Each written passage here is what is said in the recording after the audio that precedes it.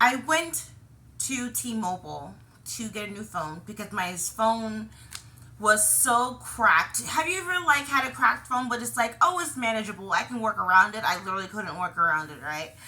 Um, and it was to the point like I couldn't even make a phone call. Like even my okay Google wouldn't work, right? So I went to T-Mobile to get a new phone. No one spoke English, so we had to use a translator in order for me to communicate with them. I went to.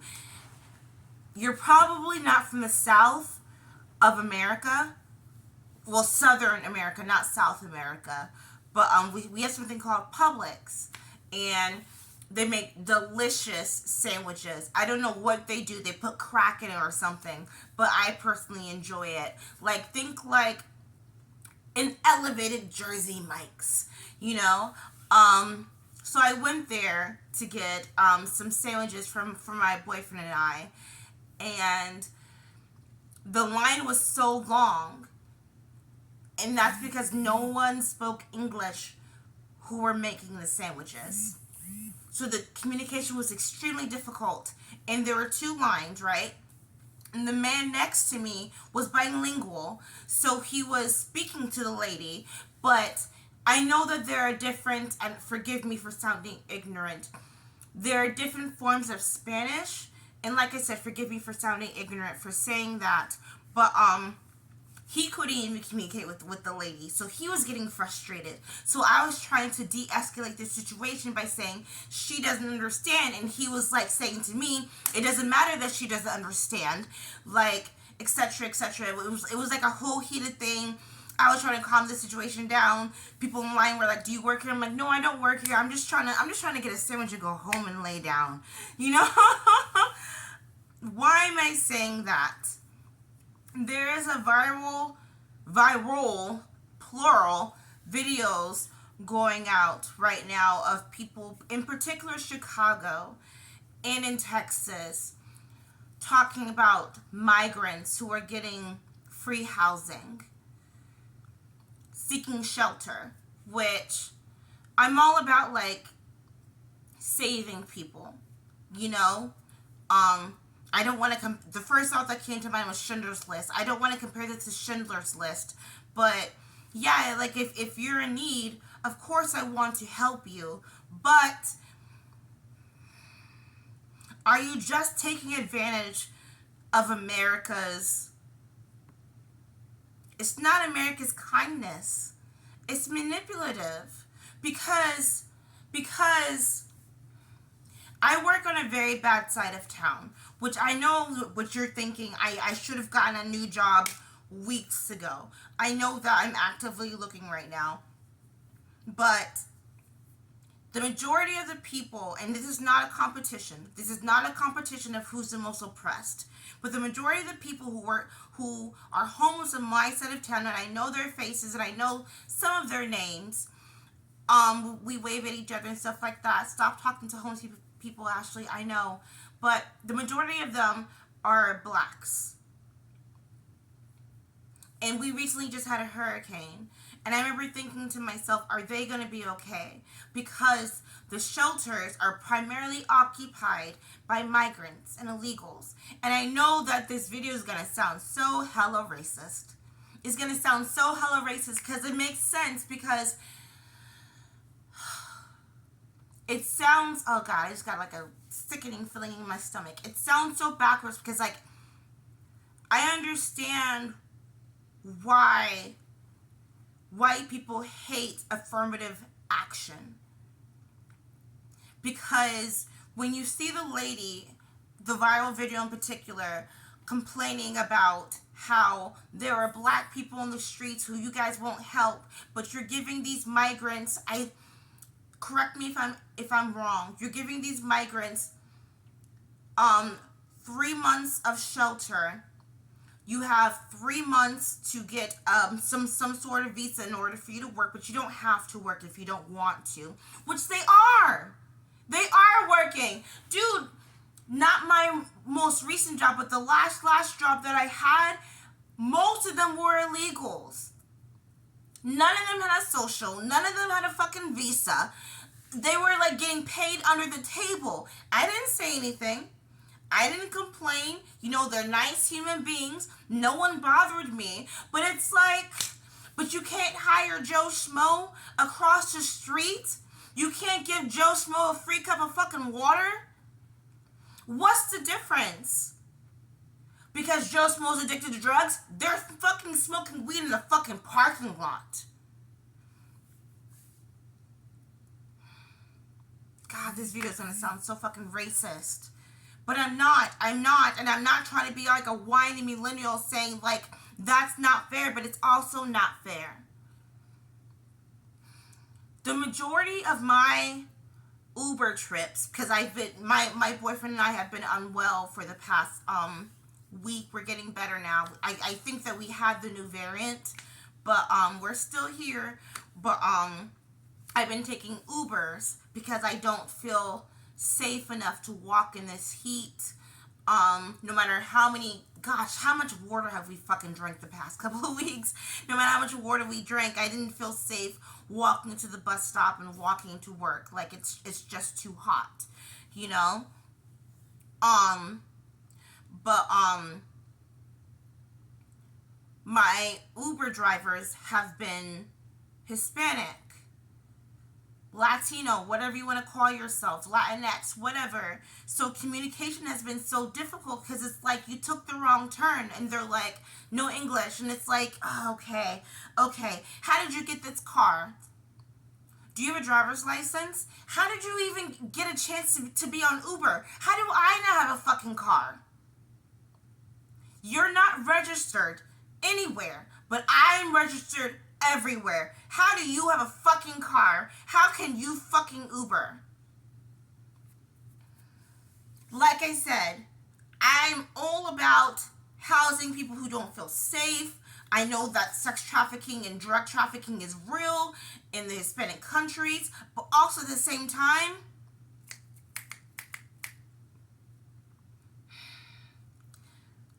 what's the lifeguard thing? If I'm drowning, if you're gonna try to drown me, I gotta push you off, right? Why can't we fix stuff in your country first before you try and take over ours? Why am I forced to have to relearn Spanish in order to communicate with you? Why can't you just learn English? And God, this sounds so fucking bad. This sounds so fucking bad, but I feel like a couple of you know what I'm talking about. I shouldn't have to use Google Translator to say, hey, are you going the wrong way, or are you going to try to sex traffic me? Because I know that I might look 16, thank you very much, but I'm a 30-year-old woman with a knife in my backpack, and I'm not afraid to fucking use it. Okay, moving on.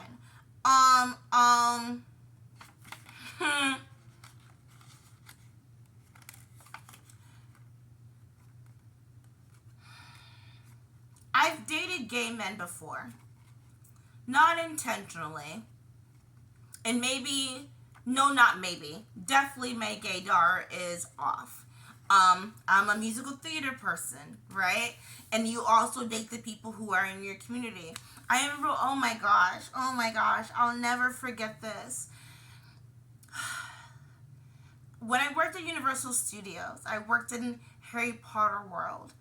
And there was this one guy who was British, and he was beautiful. He had green eyes and dark hair, and he was a Slytherin. And you know, ladies, we all want the Slytherins, right? And I was like, hey, I'm just gonna be brave and like ask him on a date. And he was like, oh no, I'm saying this accent. Oh no, I'm gay. That was really bad, but I was like, fuck. But I'm thankful that he said that. I saw this video the other day of this girl saying that I have the habit of turning men gay. But I don't think that that's necessarily the case. I don't think that we're turning men gay. I think that, firstly, why are you being such a coward? If you're living in the Americas, Just come out already. Everything is literally catered towards you. Literally. You have your own line of clothing in Target. You know? You have flags everywhere. Just come out already. Please stop wasting my uterus's time, because literally there's a time clock where I can have a fucking baby, and I don't want to have a baby with a gay man. And that sounds so bad, but I don't. I don't. Why are you so afraid of coming out? Because my family would disown me? You don't even like your family in the fucking first place. You loathe this Labor Day weekend. You don't even want to go see them for the local barbecue. What are you so afraid of? I've dated a couple of guys who came out, and I remember blaming myself, being like, oh, I'm the one that turned them gay, but it's like they were gay all along, but they were just scared. No one's gonna fucking hang you from a tree. There's this one guy who is popular on YouTube, making videos talking about signs to know that your man is gay.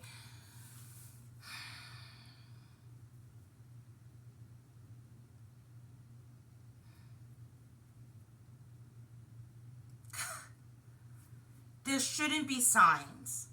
That's so unnecessary. This is going to sound so backwards, but be a man. Man up and tell her, hey, I don't like vagina, I like penis. Why can't you just say that? And stop wasting women's uteruses time. That's not a word. Uteri, uteruses, you know what I'm saying. One of the reasons why he said, reasons why straight men should love gay men is, you know, we're lessening the dating pool so that way you can have all the women. That's not a good thing. That's not a good thing. That's not a good sign that there are more women than men. And I know that you straight men are thinking, oh, more women for me. Okay, so you want to have 50 children with 25 women? You're going to take care of all of them on your fucking salary? Okay, good luck with that. Good luck. Have fucking fun with that. In conclusion, it's not fun dating a man who is in the closet. It's not enjoyable. It's nothing to brag about. It's nothing to be like, oh, I'm so proud of you for finally coming out. It's like, no. This is going to sound bad, but this whole video sounds bad in the first place. But do I need to take an AIDS test? Do I need to take an HIV test? Because that's scary. Were you sleeping around while we were together? Because that's not fair. Because even in a heterosexual relationship, if you are cheating, do I need to take a syphilis test? Do I need to take a herpes test? That's not okay. And you should be the one that has to pay for that, because you were too cowardly. Okay, let's talk about something lighthearted.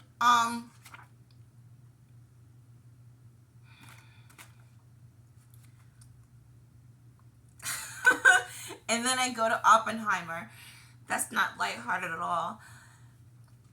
Woke didn't ruin Hollywood.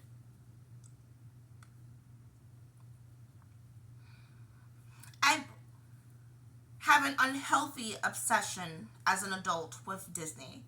So I've been tracking Disney's history quite often. And we all know that Disney has always been racist. They've always been profiting from Aunt Jemima, right? And I think that this is just, they created a formula that worked, and this is just its karma coming back to it, if that makes sense. They're just trying to pander to people who are willing to pay for stuff. And now we have discovered, oh, I don't have to pay for stuff. I watched Oppenheimer the other day for free. And I wanted to watch it. You know, like I could have easily gone to the movie theater and spent $50, tickets, popcorn, drinks, but I watched it for free. So I think that Hollywood has it right because the wokeness, people are watching it, but they're not paying for it. And if they do pay for it, they're complaining about it, and then you're giving them refunds. If that makes sense. You know?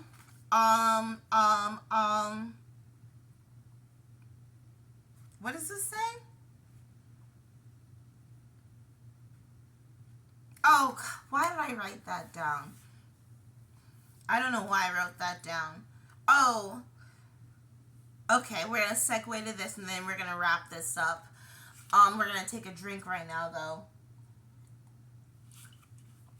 Why are you drinking during the daytime, Ashley? Because day drinking is better than nighttime drinking. And I'm off. Did you hear that they're talking about making a 2-drink minimum in Canada a week? A week? First of all, how are you going to keep track of that? We all know the answer to that. We all know that they're tracking everything that we do. And secondly, I get that you're trying to cut down people drinking and driving. I'm all about that. I'm very pro that, right? But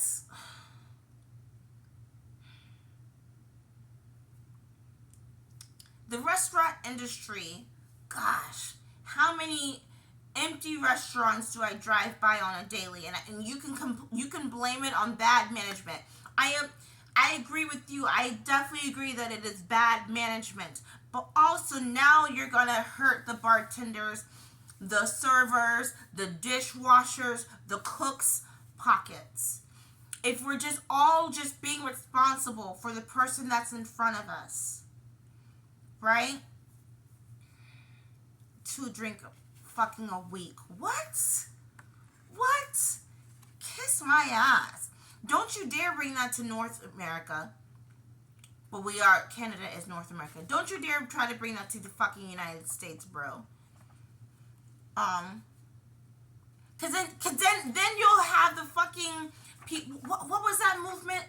Oh my gosh, I know this in history, where they were like smuggling liquor in the ships, and then they're pouring it into the ocean. You know what I'm talking about, right? Okay. Moving on. How dare you hit a woman and not give her flowers? How do you know if you're in love? I'm not sure if I'm really qualified to answer that question. How do I know that I love my family? This is gonna sound so stupid, but when I'm around them, I don't really feel the need to look at my phone. I take a photographic memory of their faces. I remember I lived in another city for like years, and when I came back, I was like, oh my gosh, you've changed, like physically, like you've gotten older, and I miss that. I missed out on that. When I see my little cousins, I'm like, when did you start getting tall? You know, like when did you start getting bass in your voice? You know, when I see my mom, I'm like, okay, this won't be the last time I see you, but just in case it is. So I know what it's like to have love for your family. What is it like to give love to a partner? I know that I'm overly loving. I give stupid random kisses, random hugs. I'm all about like making meals, whether I'm cooking or like ordering food. I just try to give too much. How do I know that I'm being loved? I don't know. I don't know how to answer that question.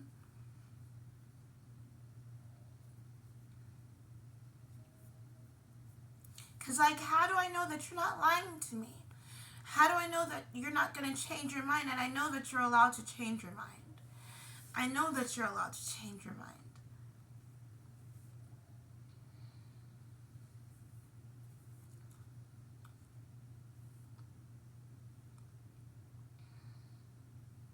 I made a video years ago talking about, and I said, you're not unlovable. But I do feel extremely unlovable, unlikable. No one wants to be around me. No one should want to be around me. I'm a fuck up.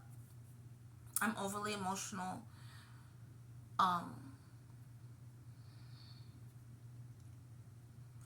Yeah, I've been feeling like a massive waste of space and waste of air. So I don't know what it's like to receive love. I can tell you how to give love, how to receive it. There's so many snakes in the grass. There's so many needles in the haystack. Name another cliche southern line.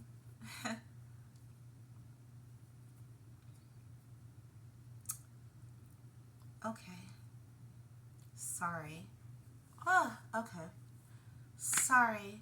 Happy whatever day that you're watching this that ends with a Y. Have a glass of wine for me.